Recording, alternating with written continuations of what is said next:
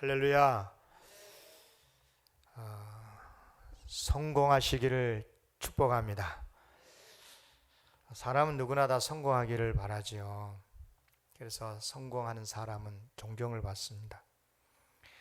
그러나 성공했다고 다 존경받는 건 아니지요. 어떤 사람은 성공은 했으나 오히려 다른 사람들에게, 많은 사람들에게 조롱을 받고 그리고 심지어는 비난까지 받기도 합니다.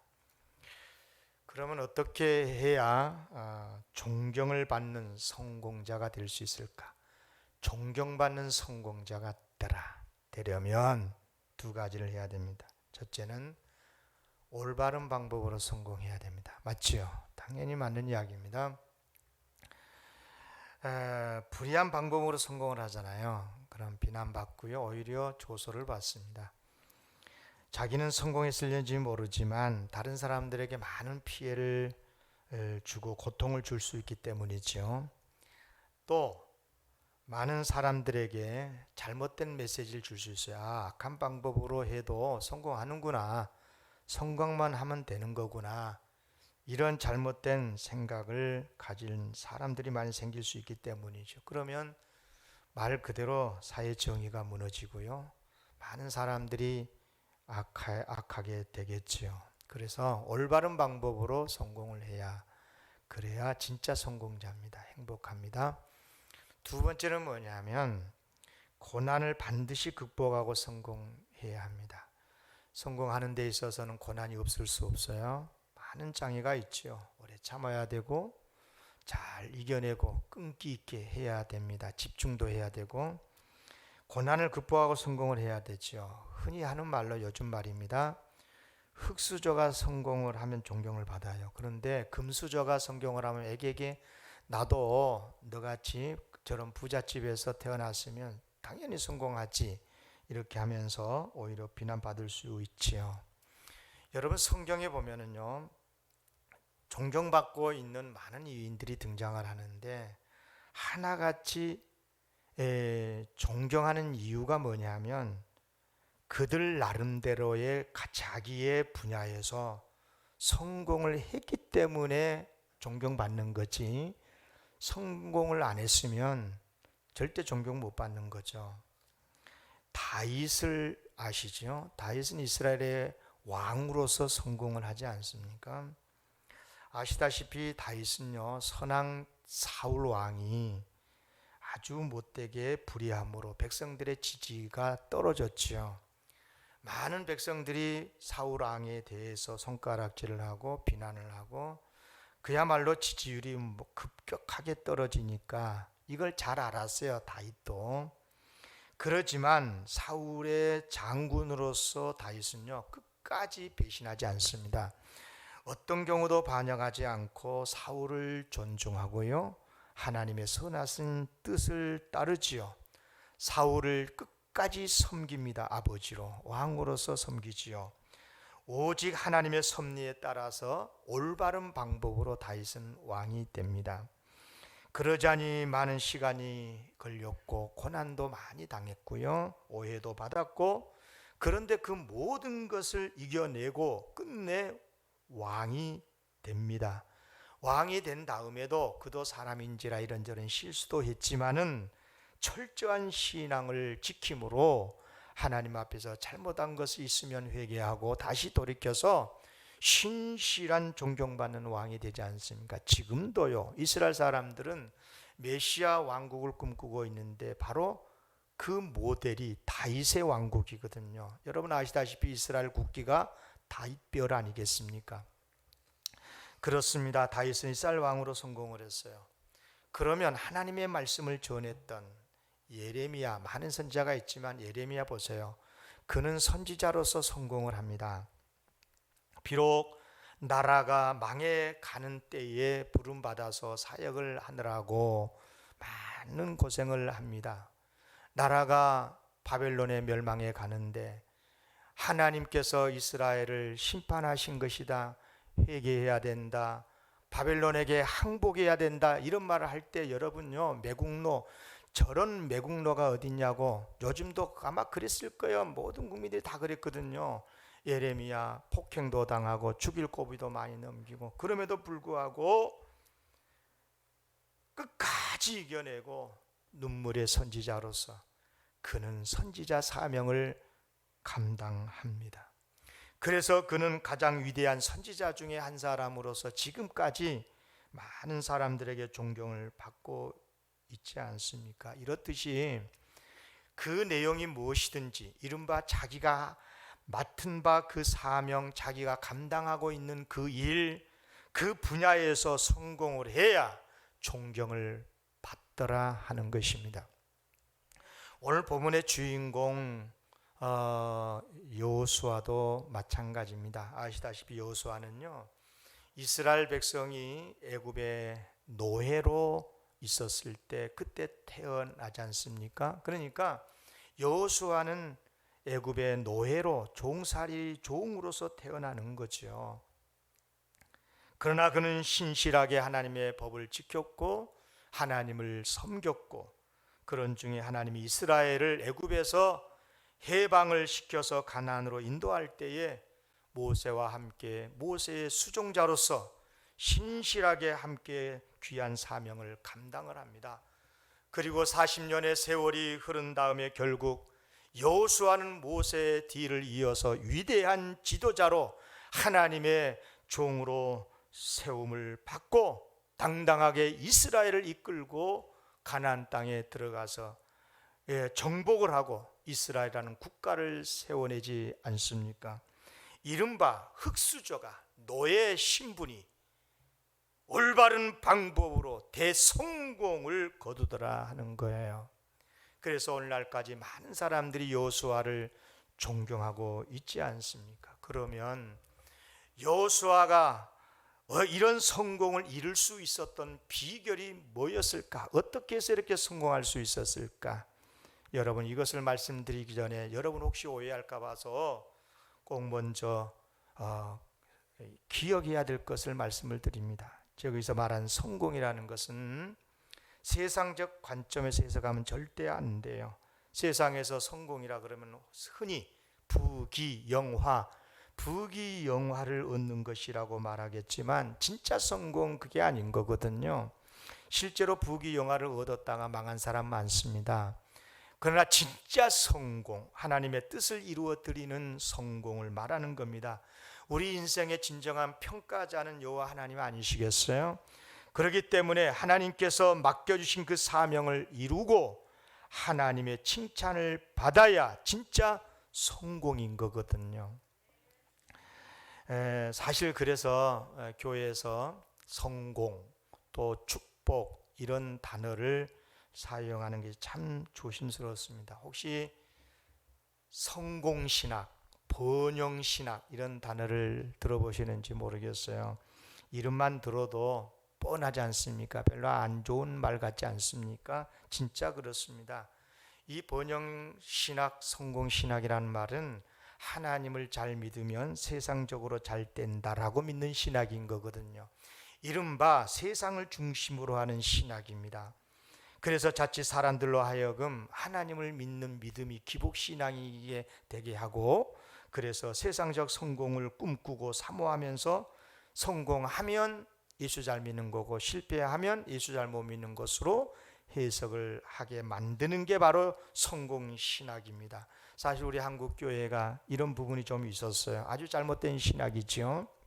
그러면 올바른 신학이 무엇이겠습니까? 당연히 오직 하나님 중심으로 하나님의 뜻만 이루어 드리려는 신학을 말합니다. 결코 세상적인 성공 추구하지 않지요. 그러나 여러분 잘 들으셔야 됩니다. 하나님께서는 필요하시면요 부귀영화도 주시는 줄로 믿습니다. 중요한 것은 그 주시는 하나님의 소위 세상적인 복을 하나님의 영광과 하나님의 나라의 일을 위해서 바르게 사용하느냐는 것이지요. 그러므로 우리는 우리가 성공이라 또 축복이란 말을 한다고 해서 성공신학과는 의미가 전혀 다르다는 것을 그렇게 이해하시고 지금부터 제가 설교하는 것을 잘 들으셔야 됩니다. 이런 관점에서 지금부터 여호수아의 성공신학, 여호수아가 어떻게 성공할 수 있었느냐? 정말 여러분 성공하기를 원하시면 이 말씀을 잘 들으십시오. 오늘 본문 말씀은 잘 아시다시피 하나님께서 여호수아를 모세의 뒤를 이어서 사명자로 이스라엘 리더로 세우는 그런 장면의 말씀 아니겠습니까? 그런데 오늘 말씀을 주목해서 보면 두 가지가 딱 있습니다. 두 가지 흐름이 있어요. 하나는 뭐냐면 이렇게 하라 하는 명령이 있고요. 그리고 명령 다음에는 반드시 약속이 있습니다. 이렇게 하면 이렇게 하겠다 하는 하나님의 명령과 약속이 동시에 나타나고 있습니다. 무슨 말입니까? 여호수아가 하나님의 명령에 따라 순종하면 하나님의 뜻을 이루어드리는 위대한 종이 되게 해주겠다는 약속이지요. 그러면 구체적으로 하나님의 명령이 뭡니까? 백성을 이끌고 요단을 건너 가나안 땅으로 가라 하는 것입니다. 2절이죠. 오늘 본문 말씀 2절입니다. 내 종 모세가 죽었으니 이제 너는 이 모든 백성과 더불어 일어나 이 요단을 건너 내가 그들 곧 이스라엘 자손에게 주는 그 땅으로 가라. 그러니까 이제 여호수아는 하나님의 명령에 따라서 이스라엘 백성을 이끌고 가나안 땅에 들어가면 되겠지요. 그러면 하나님께서 약속하신 대로 함께 해 주실 거고 그 땅을 얻게 해 주시겠죠. 분명히 약속했잖아. 6절에 너는 내가 그들의 조상에게 맹세하여 그들에게 주리라 한 땅을 이 백성에게 뭐라고요? 차지하게 하리라. 들어가라, 순종해라. 그러면 땅 줄 거다. 약속했으니까 줄 거다 라고 다시 확인해서 하나님께서 여호수아에게 말씀하시는 것입니다. 그런데 여러분, 가나안 땅에 들어가면 실질적으로 할 일이 무엇이겠습니까? 당연히 그 땅 가나안 땅의 원주민들과 싸워야 할 것입니다. 그래요. 아이고 어서 오세요. 아브라함의 후손이십니까? 그래요. 어서 오세요. 우리 이제 그동안에 수백 년 동안 살았는데 우리가 이제 물려줄 테니까 들어와서 사세요. 주인 되세요. 그랬습니까? 아니요. 지금까지 싸우고 있지 않습니까? 여러분 보세요. 그 땅 사람들과 싸워야 하는 거지요. 싸워야 됩니다. 실제로 5절을 보면은 내 평생에 너를 능히 대적할 자가 없으니, 대적한다, 대적할 자가 없다는 말은 싸움을 전제하는 이야기가 아니겠어요? 그러니까 대적할 자가 없다는 것은 싸울지라도 대적자들이 싸우지도 못하고 도망간다는 뜻도 있고, 싸울지라도 대적자들은 질 거다, 너희들이 이긴다 하는 그런 말씀이 아니겠어요? 실제로 여호수아는요 들어가서 많은 전쟁을 수행을 하죠. 물론 질 때도 있었지만 그것은 죄악 때문에, 그렇지만 대부분의 전쟁에서 다 승리를 하고 가나안 땅을 정복하고 이스라엘을 건국을 합니다. 그런데 여기서 우리가 아주 주목해야 될 게 있어요. 이런 것들이 하나님의 말씀을 읽을 때 감동이 되는 메시지인데요, 무슨 뜻이냐면 놀랍게도 하나님께서 싸우라는 말씀을 한 번도 하지를 않아요. 가나안 땅에 들어가거든 싸우라는 말씀을 직접 명령하지를 않아요. 하나님의 직접 명령은 따로 있었어요. 너희가 가나안 땅에 들어가되 두 번째로 들어가서 너희들이 할 일이 있다는 거예요. 그게 뭡니까? 말씀을 지키라, 율법을 지키라 라는 명령입니다. 그것도 아주 심하게 명령하고 있습니다. 7절 8절을 보시겠습니다.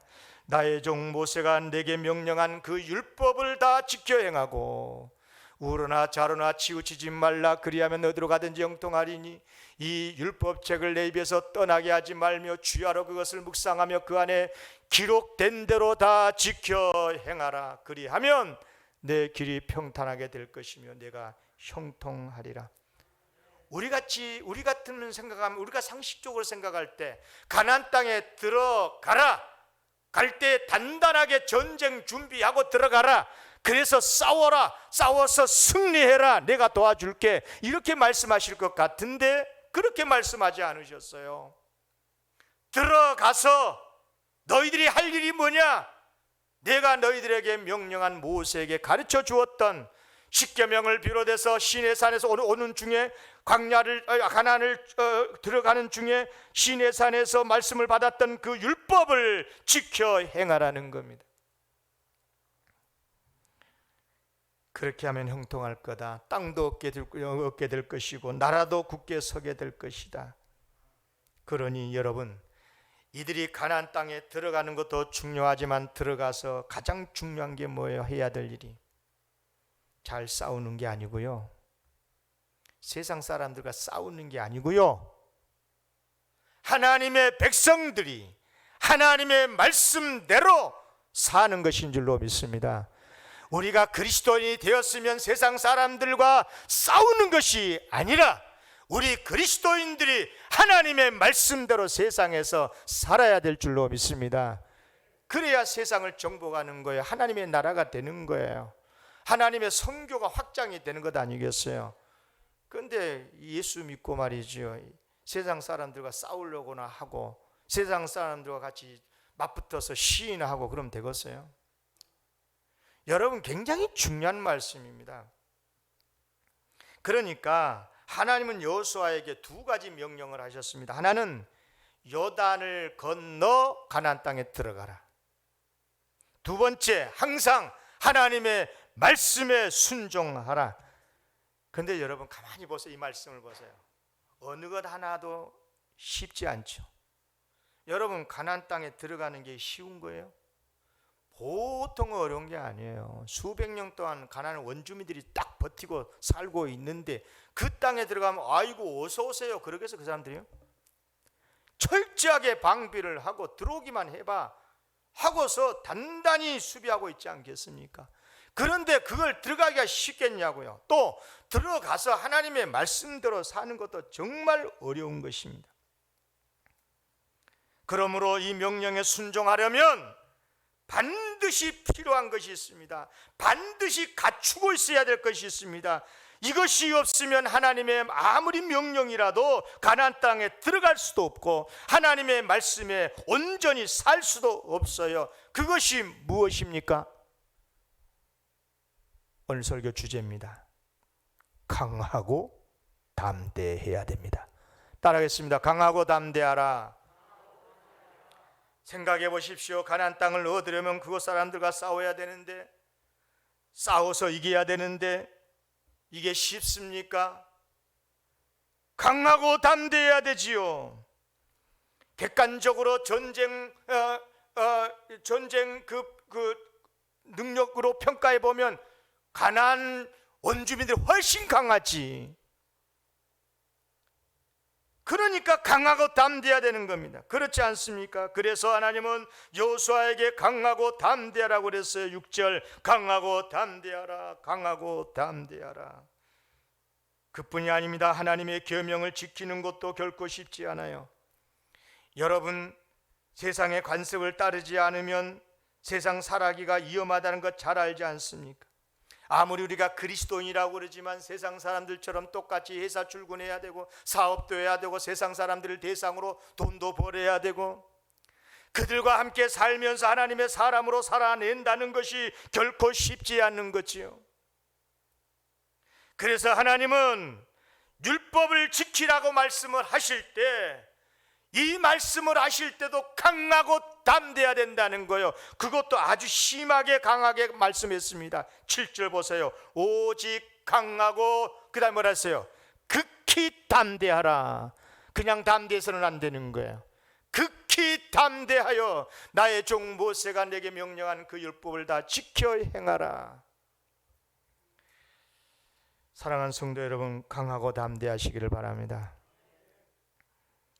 문제는 뭐냐? 이거 몰라요, 누가?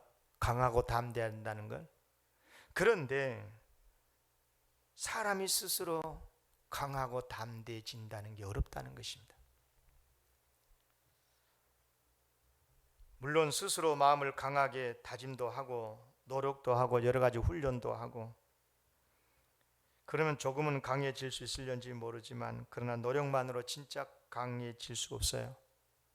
그 이유는 뭐냐? 사람은 스스로요 강해질 수 있는 온전한 변화 능력이 없고요, 또 우리 인간은 창조주 하나님만이 사람을 창조하셨기 때문에 변화시킬 수 있기 때문에, 그래서 여러분, 우리가 강하고 담대해지려면 결론이 나오죠. 하나님으로부터 힘을 얻어야 돼요. 그러니까 하나님으로부터 힘을 얻으려면 하나님을 주목해서 바라봐야 돼요. 그리고 그 하나님이 어떤 하나님이신지 그것을 알아야 되고, 하나님의 약속이 뭔지 확실히 붙들고 믿어야 되는 거예요. 그렇게 되면 강하고 담대해지는 것입니다. 믿음에 순종할 수도 있고, 싸워서 승리할 수도 있고, 말씀에 순종할 수도 있고, 하나님의 복을 받아서 모든 약속을 이룰 수 있는 거예요. 그래서 하나님께서는 중요한 명령을 하시면서 여러 가지 약속도 해주시면서 강하고 담대할 것을 말씀하고 있습니다. 3절 이하에 있어 보면 구체적으로 말해요. 내가 모세에게 말한 바와 같이 너희 발바닥으로 밟는 곳은 모두 내가 너희에게 주었노니. 과거로 쓰고 있어요. 주도 안 했는데 주었대. 이미 하나님은 이미 주셨어요. 이미 주셨대. 곧 광야와 이 레바논에서부터 큰 강곡 유브라데 강까지 해쪽 속의 온 땅과 또 해지는 쪽 대해, 지금의 지중해죠, 대해 바닷가까지 너희의 영토가 되리라. 그렇습니다. 여러분, 하나님께서는 이스라엘 백성들에게 강하고 담대할 것을 말씀하면서, 그렇게 해서 순종하면 내가 줄게, 주기로 약속했어, 이미 너희들 거야, 강하고 담대하기만 해, 가서 싸우기만 해, 그러면 준다고 약속을 하시지 않습니까? 여러분은 비록 우리는 모두가 다 하나님의 은혜를 입은 자들로, 최소한 오늘 이렇게 하나님 앞에 나와서 예배드리면 우리는 하나님의 은혜를 아는 사람들입니다. 나 같은 죄인을 구원해 주신 주님의 십자가 은혜를 알고 사랑을 알고 감사하지요. 또 사명도 있다는 걸 알아요. 그래서 우리가 사명을 이루고 성공을 하려면 반드시 강하고 담대해야 돼요. 그러기 위해서 우리는 하나님을 주목해야 되고, 하나님이 어떤 분이신지를 알아야 되고, 그 어떤 하나님이신가를 믿어야 되고, 믿음으로 마음을 강하게 하고 담대해야 되는 거지요. 그래서 하나님이 시키신 일을 담대하게 행하고 하나님의 말씀도 담대하게 순종을 할 수 있어야 됩니다. 그러면 성공을 할 것입니다. 그런데 지금부터 잘 들으세요. 여러분요, 우리가 강하고 담대해지려면 반드시 하나님을 믿되, 우리가 믿는 하나님의 소원이 뭔가를 알아야 돼. 하나님이 우리를 향해서 바라시는 게 뭔가를 알아야 돼. 뭔 줄 아세요? 하나님은요, 우리가 반드시 성공하기를 바라셔요. 믿으면 크게 아멘 하세요. 여러분의 자녀들이 어떻게 되기를 바라요? 무슨 일을 하든지 어떤 직업을 갖든지 성공하기를 바라지요. 안 그럽니까? 아멘 좀 적은 거 보니까 아닌 것 같아.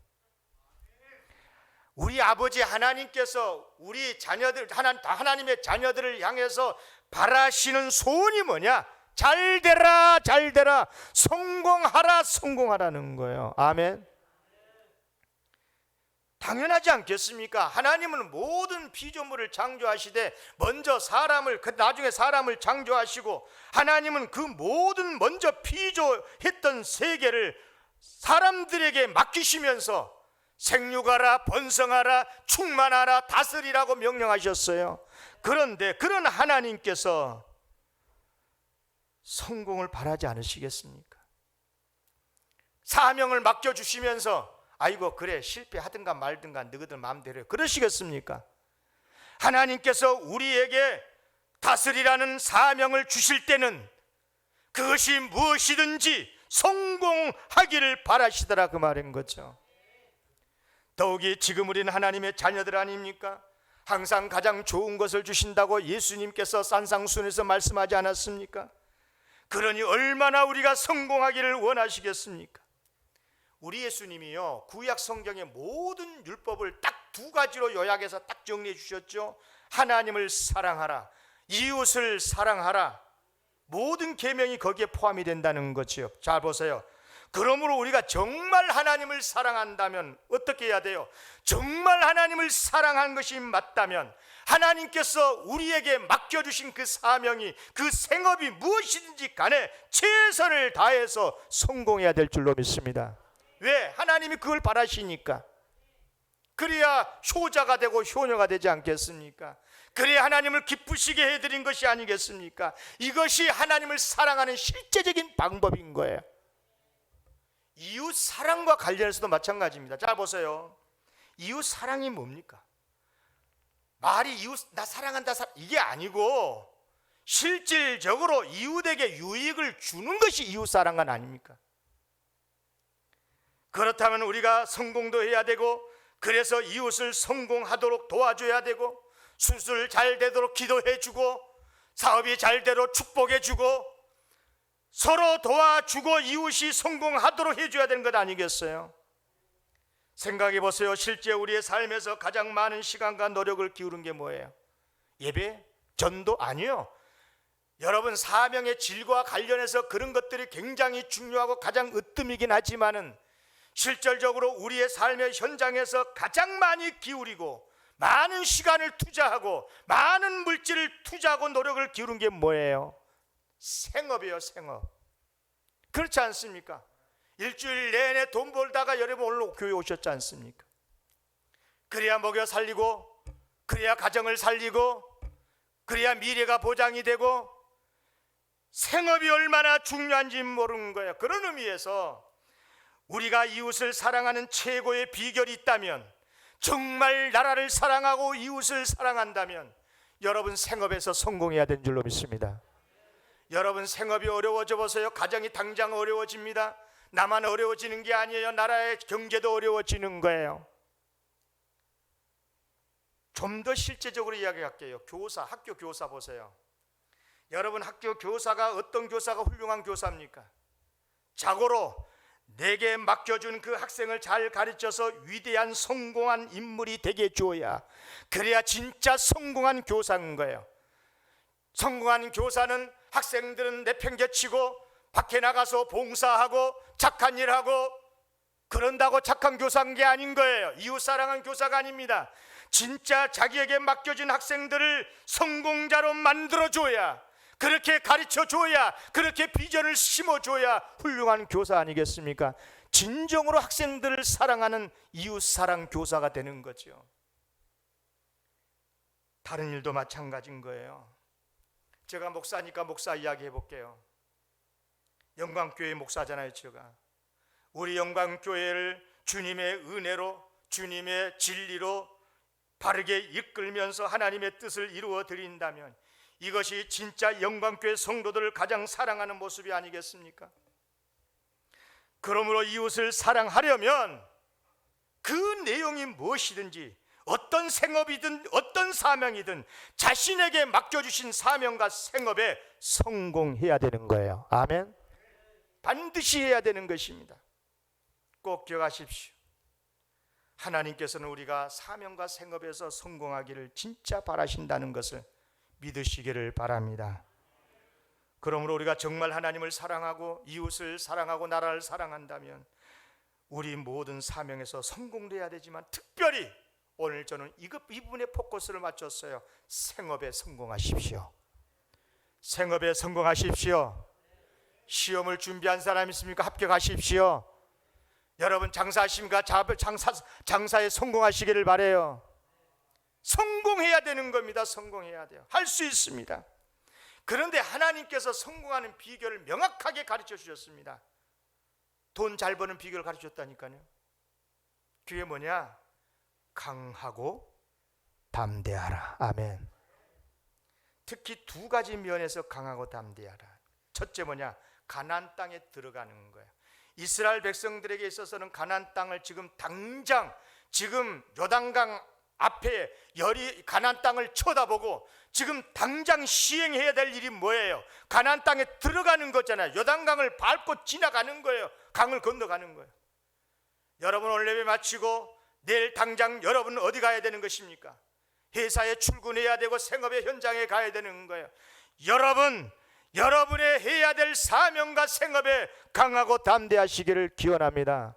반드시 그래야 되는 것입니다. 그래야 성공할 수 있어요.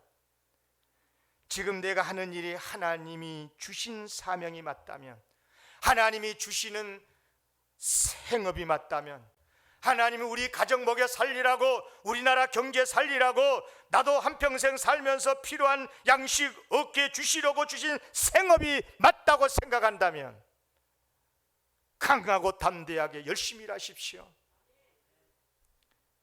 혹시 이렇게 생각할 수 있어요.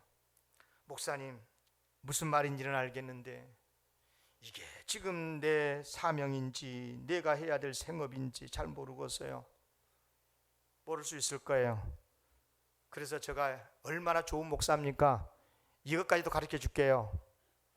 여러분, 이것 확인해 보면 반드시 도움이 될 겁니다. 3가지를 기준으로 해서 생업을 정하면 돼요.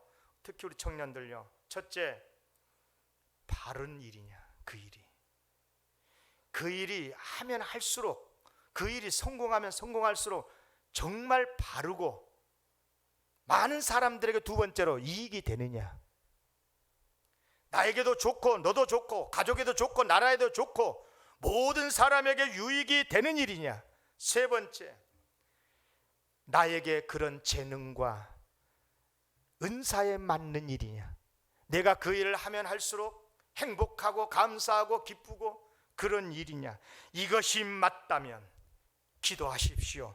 그리고 소명을 확인하고 소명이 분명하다면 담대하게 추진하시기를 기원합니다. 그리고 반드시 성공하시기를 기원합니다. 두 번째로 뭐냐, 생업에도 성공해야 되지만 하나님의 말씀을 지키는 일에도 강하고 담대해야 돼요. 여러분요, 어떤 것도 기도하세요. 어떤 내용을 가지고라도. 그리고 말씀대로 해야 돼요. 이거 정말 쉬운 일이 아닙니다. 정말 쉬운 일이 아닙니다. 그래서 강하고 담대하라고 하신 거예요.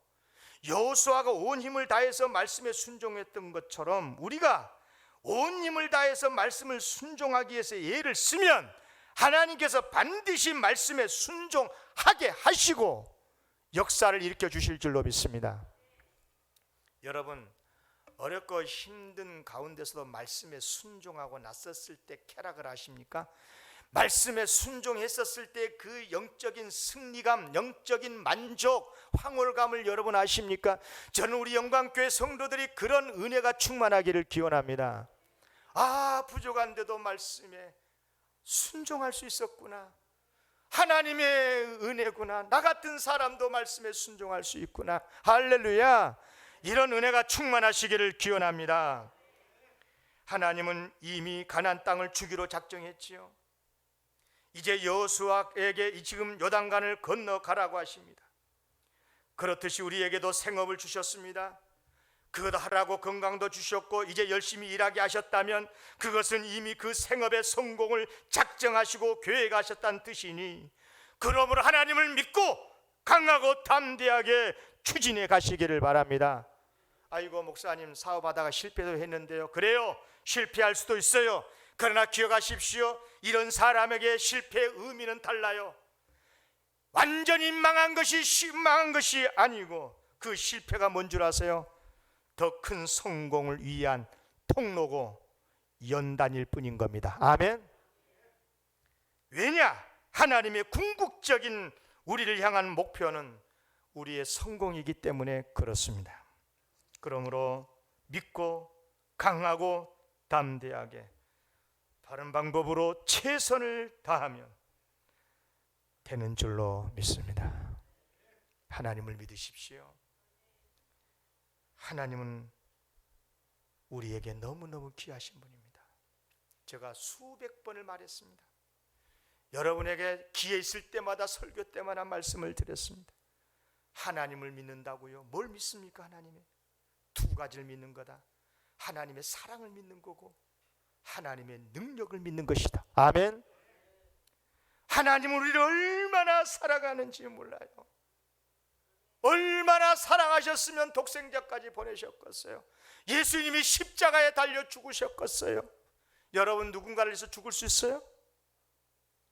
여러분, 2000년 이후에 살 살고 있는 나를 위해서도 예수님이 십자가에 죽으셨다니까요. 너무너무 사랑하시는 예수님, 그러니 항상 좋은 것만 주실 수밖에 없지요. 그런데 너무너무 감사하게도 그 사랑의 아버지 하나님이 못하실 일이 없어요. 전지전능하신 하나님이신 거예요. 하나님이 우리에게 주시려고 하면 맘만 먹으면 주실 수 있는 거예요. 그런데 주신다고 약속까지 해놓으셨으니 우리가 믿고 강하고 담대하게 하면 어떻게 성공하지 않을 수 있냐고요. 사랑하는 성도 여러분, 하나님을 믿으시기를 바랍니다. 평소에요, 겁 많은 사람이 있어요. 소심하던 사람이 있어요. 그런데 갑자기 어느 날 담대해졌어요. 그러면 그때 우리가 하는 말이 있지요. 어디 믿는 구석이 있는 모양이다고. 맞지요? 당연히 맞지요. 여러분, 믿는 구석이 있으면 아무리 평소에 겁 많고 소심하는 사람들이라도 담대하게 되는 줄로 믿습니다. 내 아버지 빽 있단 말이죠. 우리 하나님 믿을 구석이 있지 않습니까? 나를 너무너무 사랑하신 하나님, 못하실 일 없는 하나님, 그 하나님을 믿으니까 지혜도 생각나고 용기도 나고 호르몬도 더 왕성하게 되고 더 면역성도 좋아지고, 그래서 사업이든 무엇이든지 성공할 확률이 높은 거예요. 하나님의 사랑과 능력을 믿으시기를 바랍니다. 반대로 믿지 못하면 어쩔 수 없어요. 잘 되면 막 그렇게 좋아하다가 조금 어려워지면 망할 세상 어쩌고 하면서 비겁쟁이가 되고, 그런 사람 성공 못하는 것입니다. 말씀 마칩니다. 이스라엘 백성들이요, 출애굽해서 40년 광야 생활하잖아요. 그런데 정확하게 보면, 연구를 해보면 출애굽기를 쭉 이렇게 민수기까지 쭉 보면 거의 2년, 초기 2년 동안에 많은 하나님의 기적이 있었어요. 그리고 마지막 38년 동안은 그때도 기적을 베푸시긴 하지만 그때는 많은 훈련 쪽으로 포커스를 맞추셨어요. 가만히 보세요. 2년 동안에 출애굽할 때 10가지 재앙, 하나님의 기적부터 시작해서 바다를 여셨어요. 그리고 반석에서 생수를 내시고, 메추라기, 만나 하늘에서 양식도 주시고, 많은 기적을 베풀지 않습니까? 정말 그때 이스라엘 백성들은 하나님의 사랑과 하나님은 살아계시구나, 능력, 하나님을 체험을 해요. 그런데 가나안 땅에 왔어. 이제 2년 다 돼갖고 이제 올라가면 돼. 근데 가나안 땅 정탐하고 돌아와서는 두려움에 떨어가지고 결국은 뭐예요? 가나안 땅에 못 들어갔어요. 나중에 어떻게 됐어요? 38년간 광야에서 온갖 징계 훈련을 받게 되고 그 모진 고통 다 당하고, 출애굽이 인구 60만 장성들 다 죽었어요. 갈렙과 여호수아만 빼고. 그리고 2세대 광야 세대들만 가나안 땅에 들어가지 않습니까? 잘 들으세요. 많은 기적을 체험했지만요, 하나님 믿지 못하잖아요. 겁쟁이 되잖아요. 강하고 담대함을 잃어버리잖아요. 그러면 실패합니다. 이제 기회가 다시 왔습니다. 지금 이스라엘 백성이 다시 가나안 땅을 앞에 두고 있습니다. 만약 또다시 두려움에 사로잡힌다면 38년 세월이 허수가 됩니다. 이제 다 헛것이 됩니다. 실패하고 말 것입니다. 근데 감사하게 이번엔 달랐습니다. 40년의 훈련을 통해서 그들의 믿음이 크게 성장을 했습니다. 그래서 담대히 하나님의 말씀에 순종할 수 있었습니다. 도무지 믿기지 않았지만 요단강을 밟았더니 요단강이 열리고, 그리고 여리고성 같은 경우는 한 번 싸워보지도 않고 승리하지 않습니까? 담대하게 요단강을 건너 담대하게 하나님의 말씀을 따랐더니 가나안 땅을 얻게 되고, 그 땅에 이스라엘을 건국하게 되고, 물론 안타깝게도 수백 년 후에 하나님을 떠나서 땅을 다시 빼앗기는 참으로 슬픈 역사도 있었지만, 사랑하는 성도 여러분, 오늘 말씀의 메시지는 분명합니다. 강하고 담대해야 성공할 수 있습니다. 생업에도 성공할 수 있고, 그리고 말씀을 순종할 수도 있고, 아멘. 아이고, 나는 죄인인지라 세상 먹고 살아야 되니까 그래갖고는 영영 순종 못해요. 말씀 강하고 담대하십시오. 나도 말씀 순종할 수 있습니다. 나도 생업에 성공할 수 있습니다. 내게 맡겨주신 일 성공할 수 있습니다. 생각나서 한 가지 말씀만 더 드리고 마칠게요. 코로나가 작년 2월부터 시작해서 오늘 지금 6월이니까 거의 1년 4개월, 16개월 넘었죠. 코로나의 세월 속에서 많은 우리나라의 세계의 변화가 있습니다. 특별히 제가 어저께 설교 준비하다 그런 생각이 문득 들었어요. 우리 부목사님하고 그런 대화도 했었어요. 1년 6개월 정도의 1년 4, 5개월 정도의 코로나 시대 속에서 저는 목사니까 소위 종교계의 대응을 봤어요.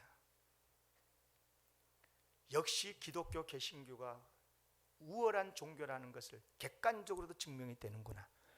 무슨 말이냐면 다른 종교들은 대부분 방역 수칙을 잘 지키자 그래서 쉽게 말하면 모임을 안 모이고 피하고 사람 안 모이고 그런 걸로 대처를 했었어요. 맞아요. 그렇게 해야 돼요. 그런데 교회는 물론 시행착오도 했지만 이런 위기 속에서 어떻게 극복할 거냐, 어떻게 해야 예배를 살릴 거냐, 어떻게 해야 성도들의 신앙을 지키게 할 거냐, 어떻게 해야 우리의 삶을 지킬 거냐, 하나님 앞에 몸부림을 하다 보니까요, 요즘 교회들 보세요. 여러분 대부분 마치 방송국 같아. 교회가 다 어떻든 영상을 통해서라도 예배드리게 만들고 비대면을 통해서 신방도 하게 하고 어떻게 해서라도 교회는 몸부림을 하면서 성도들의 신앙을 지키고 삶을 성공하게 만들려고 하는 종교가 기독교란 것이 여실히 객관적으로 증명이 되는 거예요. 저는 믿습니다. 코로나 끝나면요 반드시 한국교회 부흥할 줄로 믿습니다. 우리 영광교회 하나님께서 반드시 건강하고 바르게 세워주실 줄로 믿습니다. 이 믿음을 가지고 나도 주 안에서 성공할 수 있음을 믿고 승리하시기를 기원합니다. 기도하겠습니다.